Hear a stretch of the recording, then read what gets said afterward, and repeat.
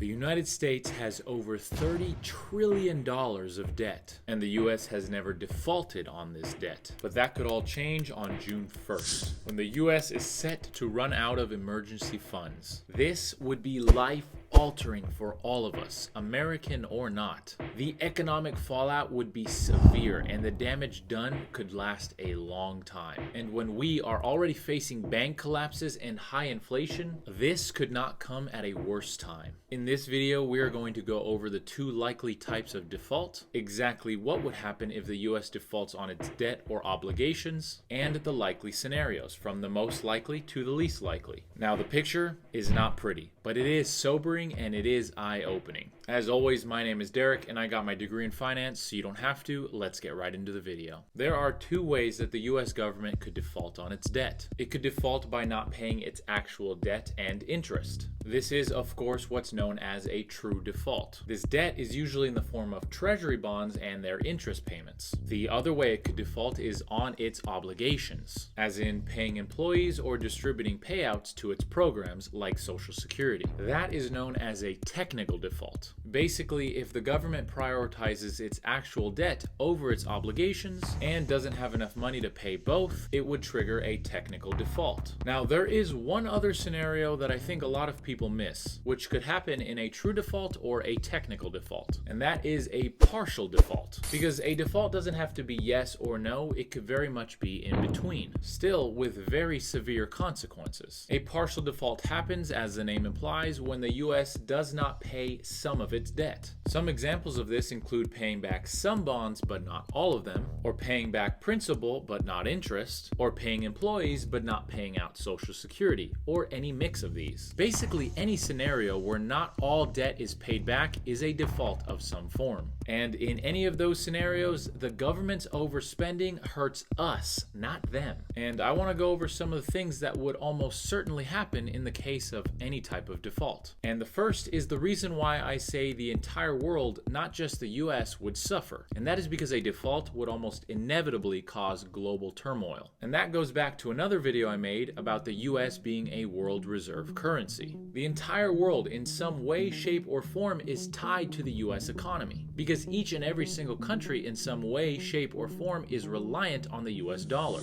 and US defense, and US manufacturing, and US financing. So a US default would almost inevitably hurt every nation in some way. Not only that, it would cause mass panic, which would affect every single stock exchange around the world. And when asset values go down, people become poorer. And when people become poorer, they spend less. And when they spend less, recession is next. Which leads me to my next very likely scenario, which is recession. Now, depending on if and how quickly the US brings its debt back into good standing, would affect the severity and the length of said recession. But even if the US does this overnight, there is no way of knowing if confidence would be restored quickly, if ever. Kind of like the saying about trust. Trust is like paper.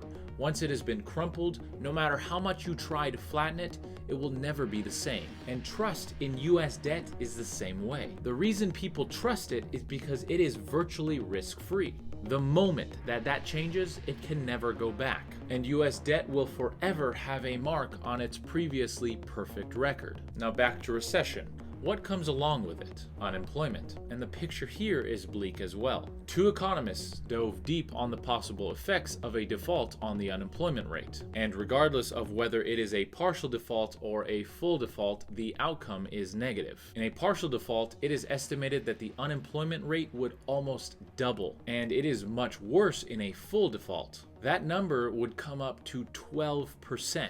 That is more than the unemployment rate after the 2008 Great Recession. And for those of you that are old enough to remember that, let that sink in. For everyone else, it's not pretty. And not only would more people be out of a job, but the money that they do have would be worth less. And that's because a US default would absolutely lower the value of the US dollar. Mostly because other nations hold US dollars in what's known as currency reserves. And those nations would most likely sell the dollar, lowering its value, and seek out safer currencies. And to make matters worse, not only would people be out of a job and the money that they have would be worth less, but the cost to borrow money to fill fill the gaps would be more expensive. And that is simply because the US credit rating would go down. What happens when a credit rating goes down? Your interest rate goes up. And since our borrowing rates are based on the Fed's borrowing rate, our interest rates would become more expensive. So basically, what do you have? You have people getting fired because of recession, which means that they cannot generate money. You then have those same people's money worth less because of a depreciating dollar. And then when those same people go to borrow money to fill the gap of having less money, they have to pay more money because the interest rates went up because the US credit rating went down.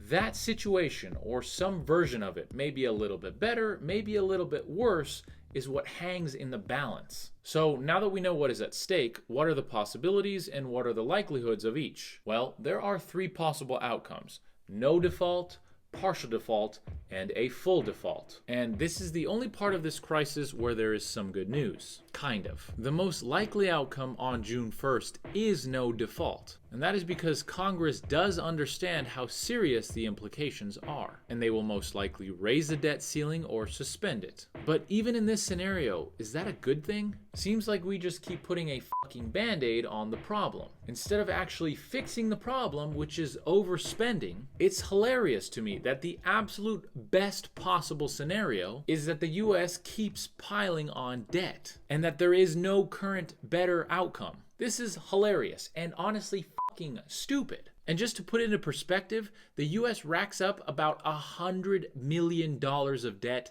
every single hour. So in the time that you've spent watching this video, the country has probably added about $10 million to its bill. That's basically 5 lifetimes of the average person's earnings in 10 minutes. What the fuck? Anyways, so the best case scenario, which is the most likely scenario, still sucks. Okay, what about the second most likely scenario? That would be a partial default, where the US can't pay all of its debt. Now, will this be a technical default or a true partial default? Nobody knows because there is currently no plan in place to prioritize debts or obligations. So toss a coin as to whether you'll receive your Social Security payment or your interest payment on your Treasury bond in this scenario. Okay, what about the least likely scenario?